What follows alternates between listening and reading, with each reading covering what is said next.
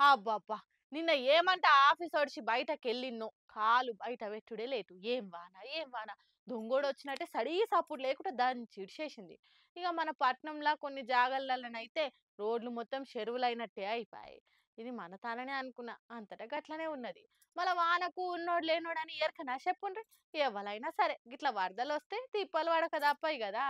ఇంకెన్నొద్దులు పడతాయో గాని 2 దినాల సంది రికాం లేకుట పడతనే ఉన్నాయిగా వానలు చల్లగుండా. అరే అప్పుడప్పుట్లనే దంచిడిచేస్తుంది. మళ్ళా మామూలుగా కూడా కాదు, రోడ్లు మొత్తం చెరువులయ్యేటంత పడుతున్నాయి వానలు. మన తాననే కాదు, అన్ని జాగలల్ల పరిస్థితి అట్లనే ఉంది. అసొంటప్పుడు జాగ్రత్తగా ఉండుమని చెప్తానే ఉన్నారు కదా. మళ్ళా వాన ముంగట చినిగిపోయిన అంగేసుకున్నోడు, కద్దరంగేసుకున్నోడు అందరు ఒక్కటే కదా. ఎవరైనా సరే నీళ్లు నిండితే ఇరికిపోవాల్సిందే, తడుచుకుంటా తిప్పలు పడవలసిందే.